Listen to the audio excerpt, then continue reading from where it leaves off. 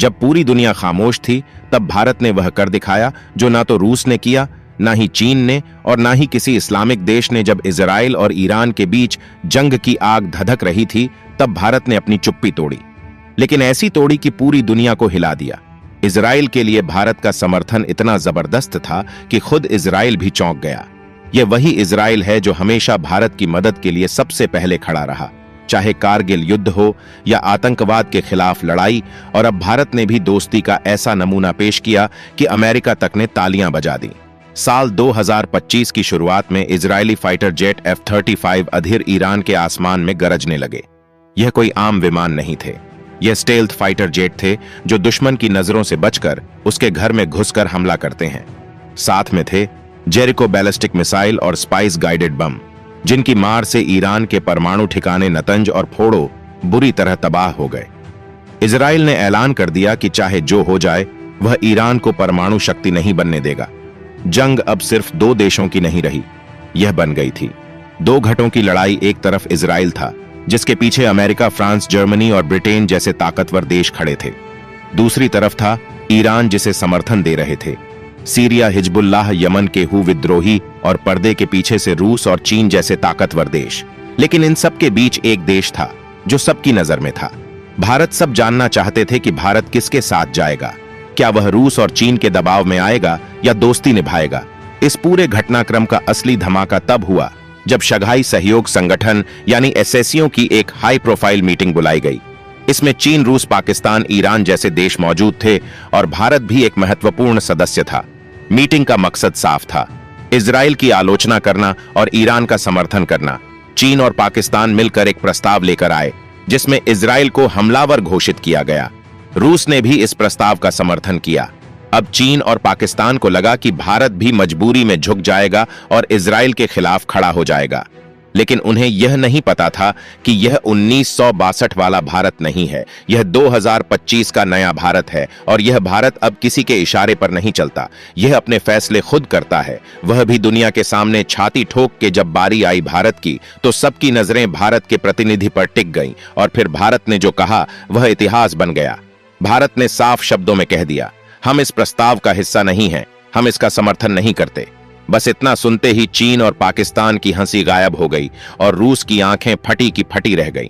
भारत ने साफ कर दिया कि वह अब किसी गुट का पिछलग्गू नहीं रहेगा। वह फैसला करेगा कि उसे किसके साथ खड़ा होना है और कब खड़ा होना है। भारत ने यह भी कहा कि ईरान और इजराइल दोनों हमारे मित्र देश हैं और भारत चाहता है कि विवाद का हल जंग से नहीं बल्कि बातचीत और शांति से निकले। भारत ने एक ऐसा कूटनीतिक कदम उठाया जिससे दोनों पक्षों को संतुलित रखा। इजराइल को समर्थन मिला और ईरान को नाराज भी नहीं किया गया। यह वही नीति थी जिसकी मिसाल पूरी दुनिया में दी जाने लगी। भारत का यह रुख कोई छोटा फैसला नहीं था, यह था एक कूटनीतिक ब्रह्मास्त्र। इससे न सिर्फ भारत की ताकत का अंदाजा लगा, बल्कि यह भी साफ हो गया कि भारत अब किसी का मोहताज नहीं है। भारत ने दुनिया को बता दिया कि हमारी विदेश नीति अब वॉशिंगटन, बीजिंग या मॉस्को से नहीं, नई दिल्ली से चलती है। और जब अमेरिका ने भारत का यह कदम देखा, तो उसने खुलकर भारत की सराहना की। दोस्तों, यह वही अमेरिका है जो पहले भारत से यह पूछता था कि तुम किसी का साथ क्यों नहीं देते, हमेशा बीच में क्यों खड़े रहते हो।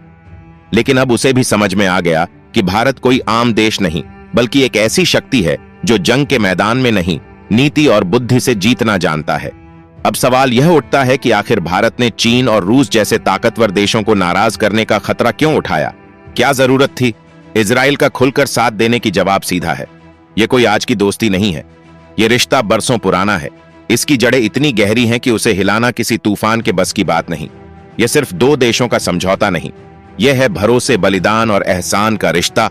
और इस रिश्ते की सबसे बड़ी मिसाल है ऑपरेशन सिंदूर। इस ऑपरेशन का नाम सुनते ही दुश्मनों की रूह कांप जाती है। यह वही मिशन था जब भारत ने पाकिस्तान के कब्जे वाले कश्मीर में मौजूद कुछ बेहद खतरनाक और गोपनीय ठिकानों को चुंच कर तबाह कर दिया। यह वो जगहें थीं जहां से भारत के खिलाफ बड़ी साजिशें रची जा रही थीं। लेकिन दिक्कत यह थी कि यह सारे ठिकाने पहाड़ों के पीछे, गुफाओं के अंदर और दुर्गम इलाकों में छिपे हुए थे।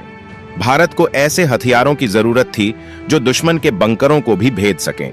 वह भी बिना जमीन पर कदम रखे। भारत ने कई देशों से मदद मांगी, लेकिन सब ने मुंह फेर लिया।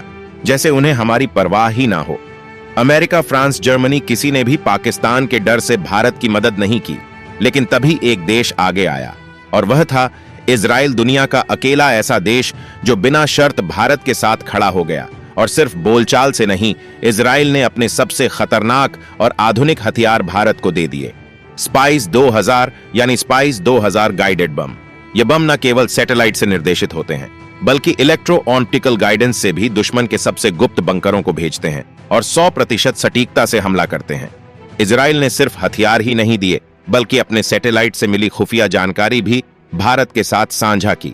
यानी लक्ष्य कहां है, कैसे हमला करना है, सारी जानकारी भारत को मिली और फिर भारतीय वायुसेना ने वह कर दिखाया जिसकी दुश्मनों को सपने में भी उम्मीद नहीं थी।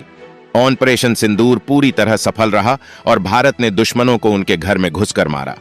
उस दिन इजराइल ने दोस्ती की मिसाल कायम की और भारत ने उसी दोस्ती को कभी नहीं भुलाया। लेकिन यह रिश्ता सिर्फ ऑपरेशन सिंदूर तक नहीं रुका। कारगिल युद्ध याद है आपको, जब पाकिस्तानी घुसपैठिए टाइगर हिल जैसे ऊंचे इलाकों पर कब्जा जमाए बैठे थे, तब भारत को लेजर गाइडेड बमों की जरूरत थी। अमेरिका जैसे देश पीछे हट गए, लेकिन इजराइल वही था जो फिर से साथ आया। उसने न सिर्फ लेजर गाइडेड बम दिए, बल्कि मानव रहित टोही विमान भी दिए, जिससे भारतीय मिराज 2000 लड़ाकू विमानों ने पहाड़ों में बैठे दुश्मनों को चीर कर रख दिया। इजराइल ने भारत को बराक 1 मिसाइल डिफेंस सिस्टम भी दिया, जो आज हमारे नौसैनिक जहाजों की ढाल बना हुआ है और फिर आगे चलकर भारत और इजराइल ने मिलकर बनाया। बराक 8 मिसाइल सिस्टम, जिसे LRSAM भी कहा जाता है, यह एयर डिफेंस सिस्टम दुनिया के सबसे घातक सिस्टम्स में गिना जाता है, जो दुश्मन के लड़ाकू विमान, ड्रोन या मिसाइल को 70 किलोमीटर दूर से ही तबाह कर सकता है। केवल हथियारों तक सीमित नहीं है। अब भारत और इजराइल मिलकर मेक इन इंडिया और मेक विद इंडिया की भावना पर काम कर रहे हैं। आर्टिफिशियल इंटेलिजेंस, साइबर सुरक्षा, एडवांस ड्रोन तकनीक, इन सभी क्षेत्रों में दोनों देश कंधे से कंधा मिलाकर चल रहे हैं।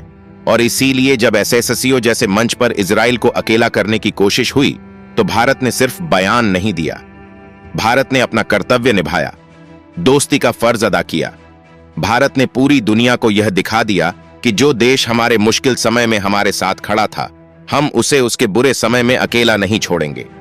यही है नए भारत की विदेश नीति, सम्मान दो सम्मान पाओ।